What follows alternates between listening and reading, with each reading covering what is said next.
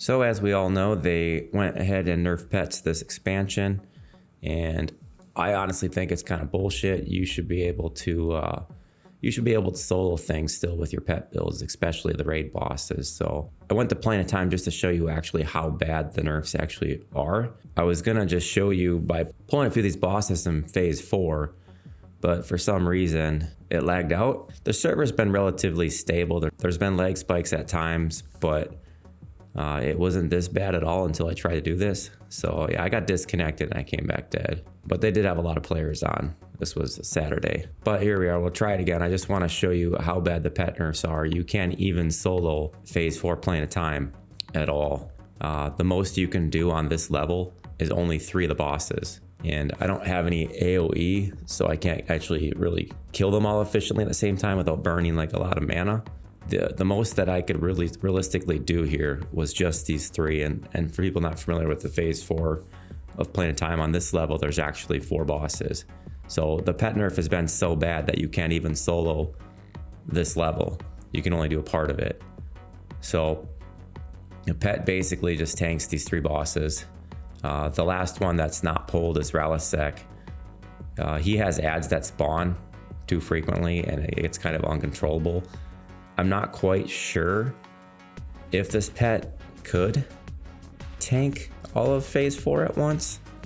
Ralisek hits kind of hard. I feel like if Ralisek didn't have ads, that I might be able to actually pull him in here and have the pet tank all 4 at once. But really, like, a lot of people will do this with, you know, AoE type classes or because of disciplines or skills like riposte that they'll actually do damage to multiple things at a time. This Bard, Mage, Beast Lord, like there are some things AoE, but I was conserving mana for this fight, so I didn't really turn a lot of the AoE songs thing on. Not that that would help too much. So basically there's no reason for me to actually fight 3 of the 4 at one time or even 4 of the 4 at one time. This is just really for show, to show you that the pets are absolutely awful after the nerf, that they can't even tank even 1 level of Plane of Time at the same time. So you can do 3 of the 4, just probably not 4 of the 4. So if you haven't picked up on that, that's all sarcasm. The pets continue to still dominate in the game. This pet's not even using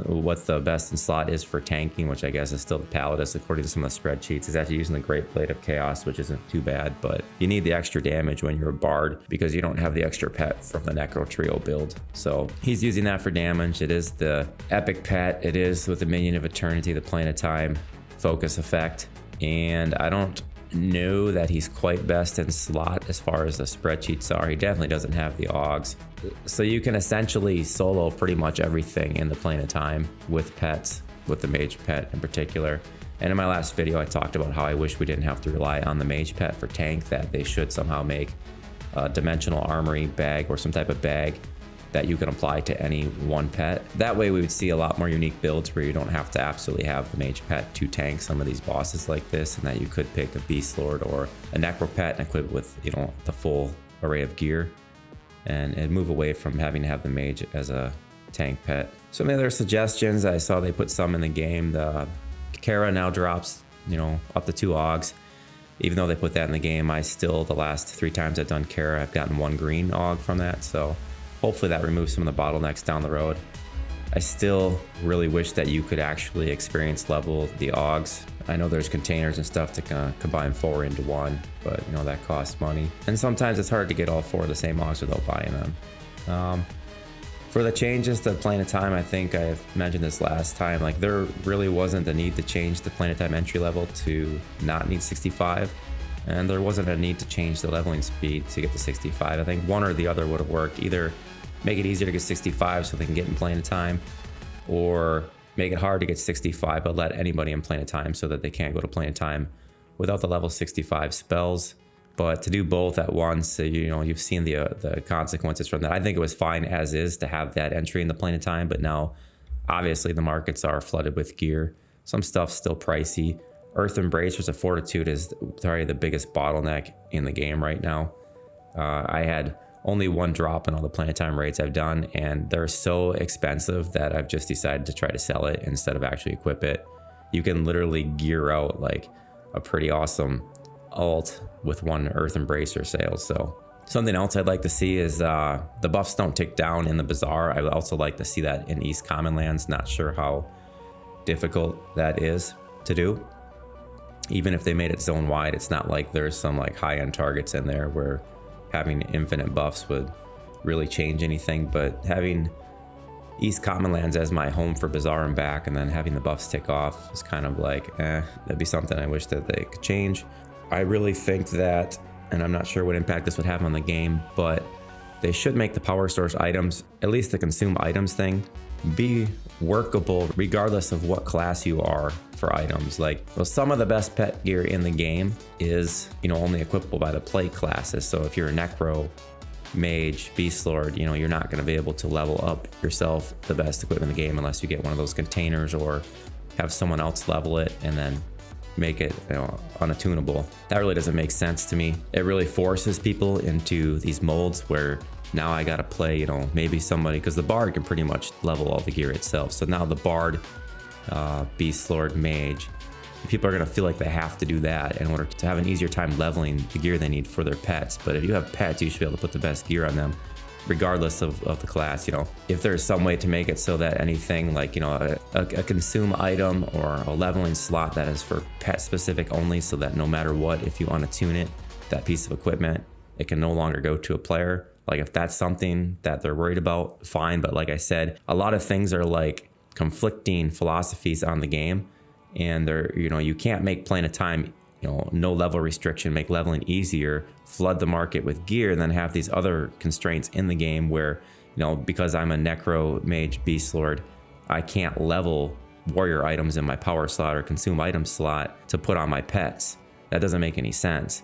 So they're basically forcing someone, to either use the unattune or one of those combined containers, or to just completely play a Bard, Mage, Beast Lord for a while, get all their pet gear, and then swap back to the class they want to play. I'm a firm believer that you should not force people into certain class roles, and that does happen because of the Feigned Death, Sneak, and Fading Memories mechanics for boss fights, and it does happen on the pet trios. There are cookie cutter builds that, it's not that a lot of people say, well, those aren't the most powerful, but, people are playing cookie cutter builds because they are the most powerful. And there may be more powerful builds for certain things, but once people realize that's the thing, they become the new cookie cutter build. That's not a valid reason to allow some of these type of conflicting philosophies to remain in the game. If you're going to make it easier on one front, you might as well make it easier on the other front, unless the whole goal is to have people spend echoes of memory to change these items over between characters and level them. But then again, a lot of people are just going around that by just making the classes, and maybe they're trying to collect echoes of memory for class changes. I get that. Maybe that's how they're supporting the server and they're making the money, but they are forcing people into certain roles to do certain things because of restrictions like that. So if there was a way that they could, have people consuming echoes of memory for standard things or for other things, that would be much better than restricting or funneling people into certain class combos and builds. All right, now on to the fun stuff. The mains, which means level 50 level cap, recorded 886 players. I think I have 85% uptime over 15 days. So we are missing 50% of players, but this should be a pretty accurate depiction. Semi-accurate depiction with a low margin of error. We still have Beast Lord, Magician, Necromancer coming in pretty hot for people playing the game for the first time or making new accounts, followed by Road, Shadow Knight, Shaman, and then Bard, Beast Lord, Magician, and then you can see that the rest follow in the top 10. And then people that are making alts, that is people that already have the flags, second characters, whatnot. People making alts, we have tracked 2,504 players, so that's good. It means a lot of people are making alts. The top one being Berserker, Monk, Paladin at 7.23%, followed by Beast Lord, Magician, Necromancer, 6.87%, Bard, Shadow Knight, Wizard at 5.79%, and then the rest of the top 10. And for a level 65 dings, I've recorded 5,679 level 65 dings so far. The top one by far being Beast Lord, Magician, Necromancer at a whopping 13.24%, followed by Bard, Beast Lord, Magician at 8.26%. That's what my Ranger combination was swapped to. And then Rogue, Shadow Knight, Shaman, Berserker, Monk, Paladin, Bard, Shadow Knight, Wizard, and then you can see the rest of the top 10. But the overwhelming message is that Magicians in particular are the top pet, build, and tank. So if you look at that, even though the pet has been nerfed and whatnot, the Bard, Magician, Necromancer, and Bard, Beastlord, Magician, primarily, largely because the mage pets are the only tank. As I said, if they fix the bag thing so that you can have other pets tank, you may see a little bit of variation here, but those two combined make up over 21% of all players at level 65. So basically, a lot of players are playing the pet type combinations, and you can say they're not the most powerful builds in the game, but anything that becomes meta was once the most powerful build in the game. Whether or not that dies out as people discover new builds remains to be seen. Happens in League of Legends all the time and other games.